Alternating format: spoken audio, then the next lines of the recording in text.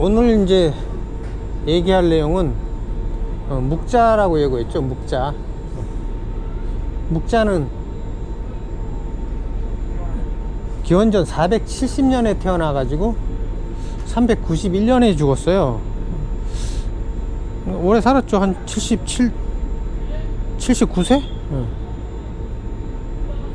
79세 정도 살았죠. 오래 살긴 했는데, 이 사람이 이제 이 철학자 중에 그 보기 힘든 하층민을 위한 철학자고, 자신도 하층민이었다 그래요. 그래가지고 이 사람의 철학은 실용주의고 공리주의, 이익을 따지는, 모두의 이익을 따지는 공리주의라고 할 수 있어요. 그래서 이 묵자가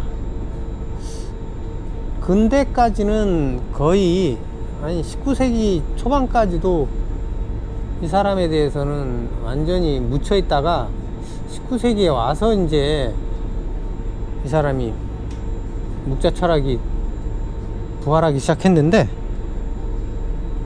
특히 이게 중국이 공산주의가 되면서 이 묵자를 굉장히 내세우기 시작했어요.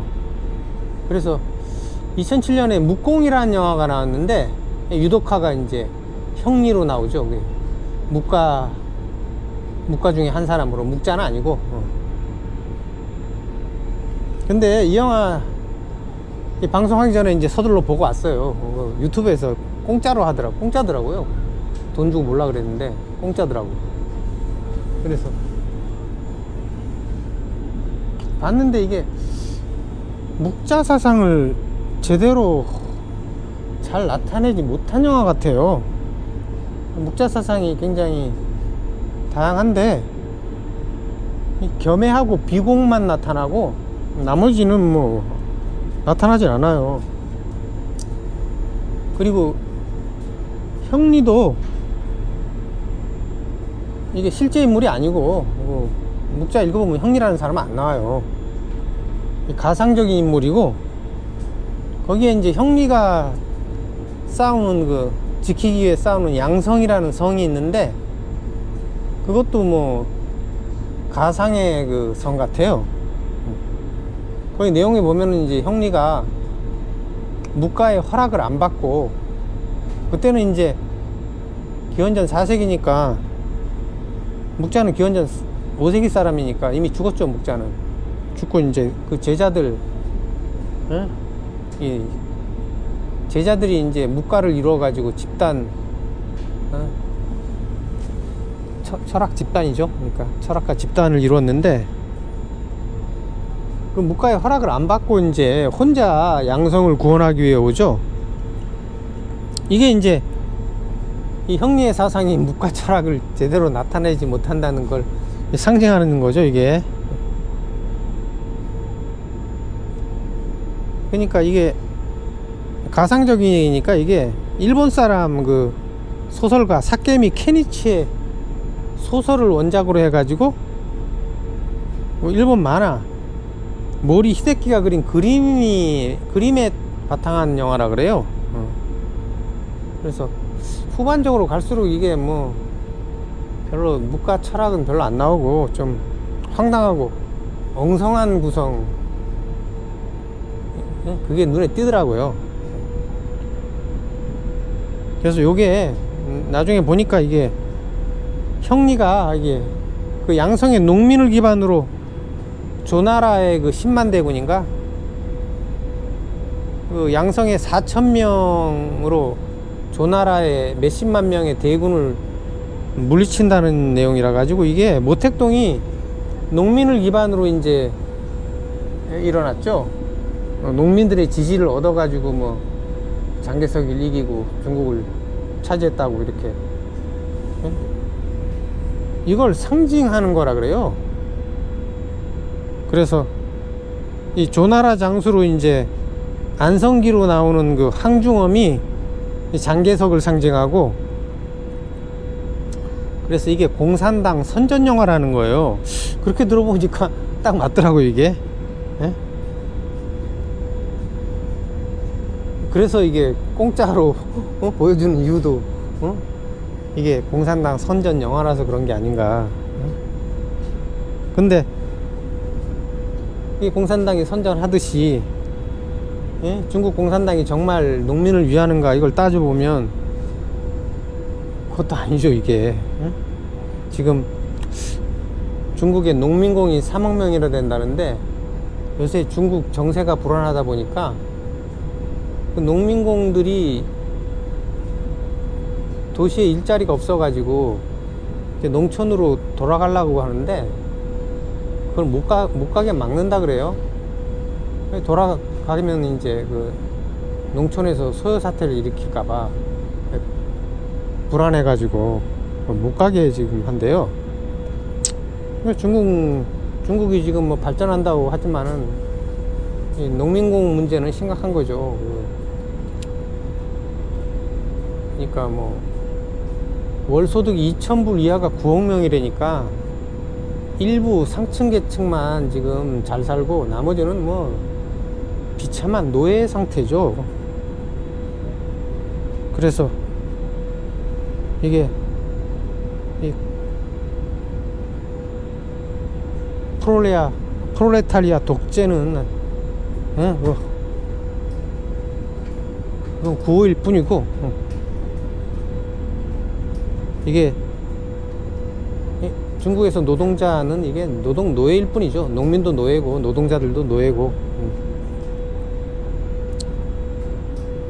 프롤레타리아 독재는 이게 구호일 뿐이고 이 공산주의는 역사상 최악으로 부패한 독재 체제일 뿐이에요. 제가 이렇게 계속 중국 공산당 까면은 이게 중국에 이게 점점 가기가 힘들어지는데 중국에 가려면 까면 안 되는데 근데 뭐 그것 때문에 뭐 진실을 호도할 수는 없는 거죠. 여기만 보면 너무 눈부시니까 저쪽으로 가겠습니다.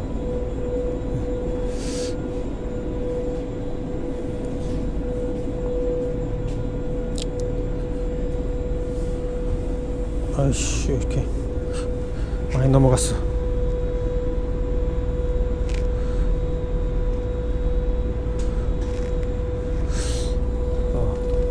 햇빛이 안 비치니까 좀 여기 뭐지? 이게 선유도가 아니고 이거 뭐지? 이름 까먹었다. 그래서 물가가 이게 완전히 전국시대를 휩쓸었어요. 그래서 맹자가 개탄하기를 양주와 묵자의 말이 가득하여 천하의 언론은 양주로 돌아가지 않으면 묵자로 돌아간다고 말할 정도였고 묵자가 더 휩쓸었던 것 같아요.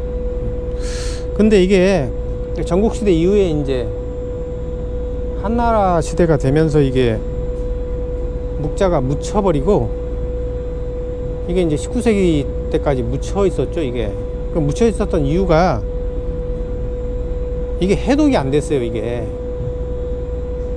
근데 이제 청나라 말기에 필원이라는 사람이 묵자가 쓰인 주간이 내려오고 있었는데 그게 이제 그거를 세로로 읽으니까 이게 해독이 안 됐는데 이 사람들이 가로 쓰기를 했나 봐요. 이게 주간은 세로로 돼 있는데 가로로 읽도록 이렇게 썼나 봐요. 그래가지고 가로로 읽으니까 해독이 됐다는 거예요. 이게 거기서 이제 돌파구가 마련돼 가지고 이제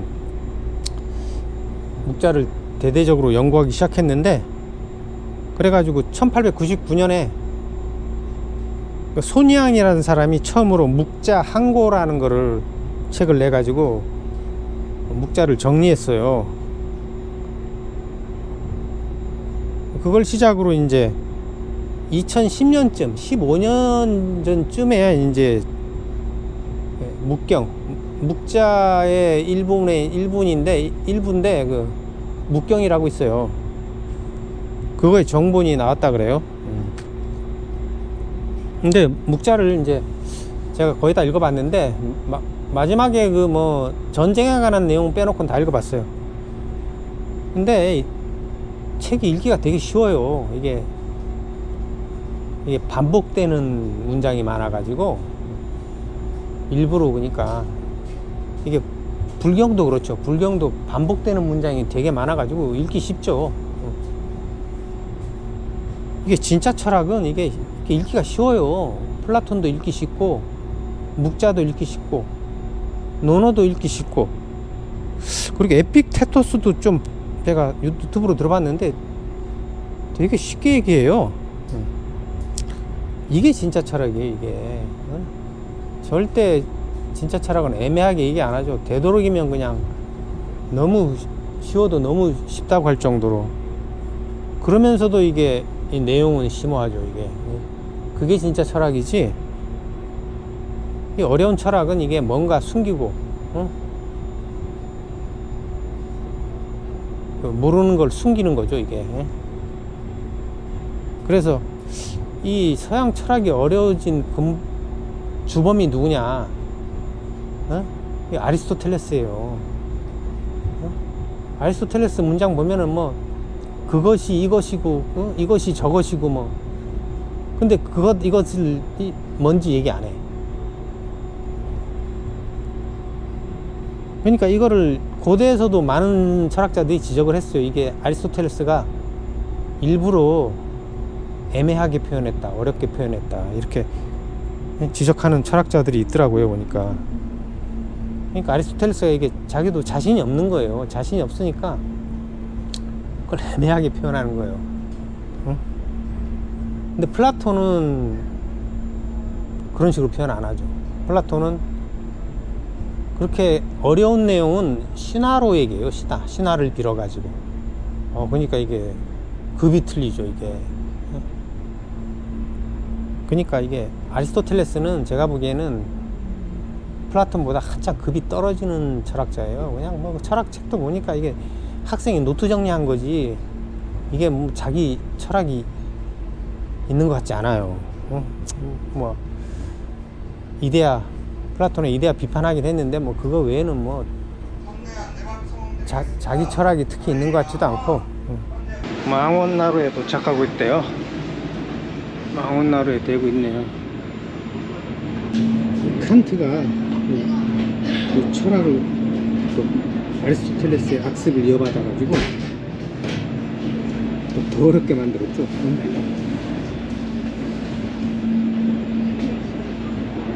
그래서 이게 어려운 철학이라는 게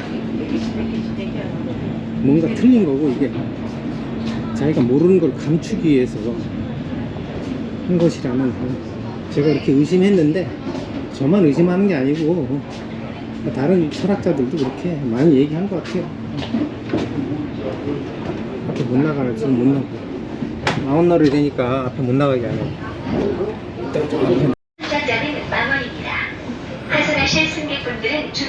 저쪽에 그 한강공원, 여기 군함 전시하고 있네요.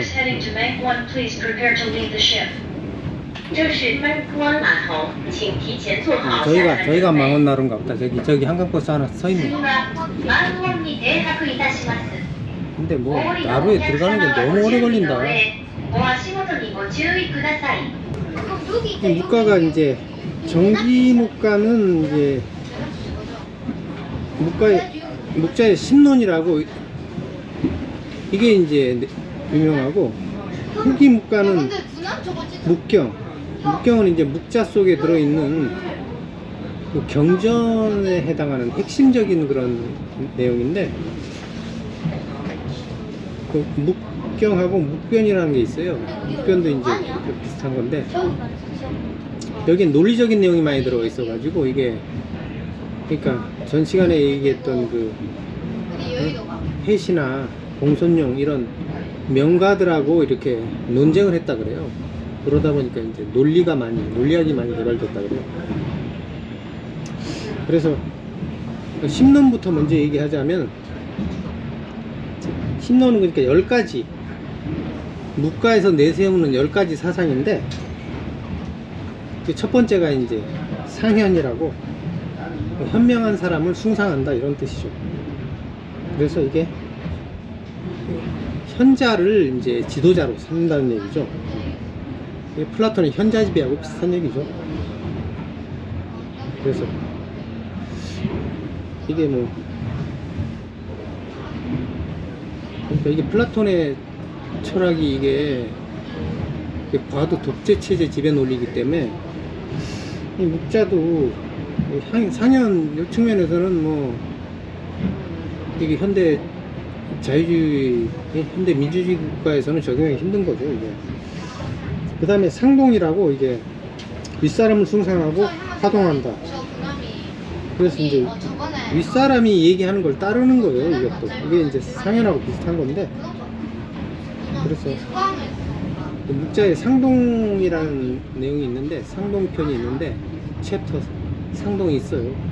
거기에 보면 윗사람이 옳다고 여기는 것은 반드시 모두가 그것을 옳다고 여기며 그렇다고 여기는 것은 반드시 모두가 그것을 그렇다고 여겨야 한다. 윗사람에게 허물이 있으면 곧 그것을 바르게 간하여 주며 아래에 선한 사람이 있으면 곧 그를 찾아 추천한다. 그래서 이게 윗사람한테 무조건 거의 뭐 복종하라는 그런 얘기죠. 그래서 이게 상현의 경우에는 이게 그러니까 계급에 상관없이 현명한 사람을 이제 등용하라는 얘기가 돼서 이게 되는데, 일단은 이제 신분 사회를 가정하는 거죠. 이제 현명한 사람을 이제 지도자로 인정하고 육계급으로 올리고 뭐 그런 사람을 숭상해야 된다는 얘기죠. 따라야 된다는 얘기죠. 그래서 이게 기본적으로 이제 현대의 그 평등사회가 아니고, 묵자의 사상은 현대 그 민주주의 사회하고는 좀 틀리죠. 그리고 상동에서 보면은 이게 전제적인 절대적 통일을 주장하는 거기 때문에 현대 민주주의하고 좀 거리가 있죠. 현대 민주주의에 적용하려고 그러면 안 될 것 같아요. 근데 이제 현대에 적용할 수 있는 사상이 이제 겸해죠, 겸해. 제일 묵자 사상 중에 제일 유명한 게 겸해인데, 그래서 이 묵자는 세상의 모든 혼란의 원인을 서로 사랑하지 않으면서 보고 있어요. 불쌍해라고. 요거는 이제 이 겸해가 묵자 사상의 주된 내용이기 때문에 좀 이따 자세히 설명하겠습니다. 그 다음에 이제 비공인데, 비공은 이제 전쟁하지 말자는 거죠. 공격하지 말라고. 그래서 이거는 겸해니까 두루 사랑하는 거니까 차별을 두지 말고, 그러니까 자기 부모든 남의 부모든 모든 사람을 다 모두 다 사랑하리, 이런 얘기니까 사랑하면 이렇게 전쟁을 할 수 없죠. 그래서 그 다음에 이제 묵가에서 주장하는 게 이제 절용인데, 이게 전쟁도 하지 말고 절약해 가지고 국력을 키우자는 거죠. 그 다음에 이제 절장이라는 건데, 이거는 이제 장래를 간소화하자는 거예요. 그래서 여기서 이제 그 묵자가 유교를 아주 통렬하게 비판을 해요. 응? 유교의 복상이 너무 비현실적이다. 응? 그래서 유교에서는 그러니까 이렇게 3년상을 치러야 되니까, 부모가 죽으면 3년상을 치러야 되니까 그 상을 치를 때는 움막에 거처하면서 거적 위에서 흙덩이를 메고 잔다. 훌륭한 선비가 상을 입음에 있어서는 반드시 부축해 주어야만 일어설 수 있다. 그러니까 뭐 이렇게 뭐 움막에서 흙덩이에 자니까 이게 사람이 이게 건강을 유지할 수가 없죠. 아무리 젊어도. 그러니까 누가 이렇게 간병해 주는 사람이 그 사람도 이제 그냥 같이 상을 치러야 되는 거예요. 3년상을. 그래서 이 사람이 상을 치르는 사람은 지팡이를 짚어야만 다닐 수 있었다고요. 그래서 부모만 3년상이 아니라 맏아들도 3년상이고, 삼촌이나 형제나 자식은 1년, 그 외에 이제 먼 친척은 몇 달에서 수개월. 그래서 이렇게 따져보면 이게 1년에 한 사람이 심효살이를 해야 되는 횟수가 한 10년은 되지 않겠어요? 부모 3년씩 6년에다가 삼촌도 여러 명일 거 아니에요? 삼촌 중도 1년씩 해가지고 뭐 10년은 너끈히 상으로 보내야 될 것 같아요. 옛날에 이제 평균 수명이 20년이었을 텐데 20년 정도라고 하죠. 그러면 일생의 반은 복상 심혈살이를 해야 돼요. 이런 방법으로 사람들이 많아지기를 바란다는 것은 마치 사람들에게 칼날 위에 눕게 하면서 그들이 오래 살기를 바라는 것이나 같은 일이다 라고 묵자는 얘기예요. 그러니까 옛날에 그 나라가 강해지려면 이게 일단 인구가 많아져야 되는 건데, 생산력이 증가해서 이런 식으로 유교의 복상을 따라 가지고는 인구가 늘 수가 없죠. 이미 있는 인구도 뭐 일생의 반은 복상을 해야 되는데 뭐 뭘 할 수 있겠어요. 그러니까 유교식으로 따라 가지고는 가난해질 수밖에 없고 인구 증가가 불가능해지는 거죠. 그래서 강한 나라가 되기도 불가능한 거죠. 그러다 보니까 이게 명나라 중기까지는 그 중국 인구가 불과 5천만 명이었어요. 이게 변하지가 않았어요. 2000년 동안. 그 다음에 이제 묵자에서 심론 중에 7번째가 이제 천지인데, 이거는 하늘천 뜻지인데 상제의 뜻에 따르는 걸 말해요. 그러니까 하늘이 빛과 비를 공평하게 나누어 주므로 모두를 공평하게 사랑해야 한다. 그러니까 이 천지에서 겸해가 나와요. 그러니까 그 천명지휘성 할 때 성자가 이게 마음신변의 날쌘이니까 이게 하늘의 그 본성은 모두 이제 살려주려는 마음이죠. 이걸 이제 천지, 상지의 뜻이라고 보는 거죠. 이 천지에서 이제 겸해가 나오는 거고, 겸해에서 비공이 나오는 거고, 이런 식으로 이제 묵자의 사상의 기본은 천지예요. 그 다음에 이제 8번째가, 심론 중에 8번째가 명기인데, 이거는 귀신이 있다고 주장하는 거예요. 그래서 여기서 이제 귀신이라는 거는 죽은 사람의 영혼, 하늘의 귀신, 산천의 자연신을 말하는데, 이게 묵자가 보기에는 천하가 어지러워진 까닭은 귀신이 현명한 사람에겐 상을 주고 난폭한 자에게는 벌을 줄 수 있음을 알지 못하기 때문이라고 주장해요. 그래서 묵자는 귀신이 성인보다 더 밝고 지혜가 있으면 마치 귀가 잘 들리는 사람과 눈이 밝은 사람을 거머리와 장님과 견주는 것과 같소. 그래서 이게 상제가, 천지 같은 경우는 이제 상제가 있다는 거니까 유일신이 있다는 거죠. 유일신이 있으면 당연히 귀신도 있다고 봐야죠. 귀신을 이제 섬기라고 묵자는 주장해요. 그래서 이제 제사를 지내야 된다는 거죠. 그래서 이 묵자가 귀신이 있다는 걸 이렇게 역사적인 예를 통해 가지고 증명하려고 그러는데, 이게 이제 여기서 이제 삼표라는 논리적인 방법을 써요. 삼표라는 방법을 써요. 그래서 이게 묵자의 논리 전개 방법인데, 이게 본, 용체라 그래가지고, 본은 이제 역사적인 신뢰고, 원은 이제 이론, 이치, 용은 이제 이게 실제로 어떻게 실용적이냐를 보여주는, 이 세 가지를 보여줌으로써 이제 자신의 주장을 증명하려고 해요. 이제 이 명기편에서, 심론 중에 명기편에서 이제 요 삼표라는 논리전개 방법을 써서 이제 명기를 주장하죠. 그 다음에 이제 비약, 9번째가 비약인데, 비약은 이제 음악을 하지 말라는 거예요. 유교에서는 공자는 굉장히 음악을 중시하죠. 근데 이게 묵자가 보기엔 너무 사치스럽다 이거예요.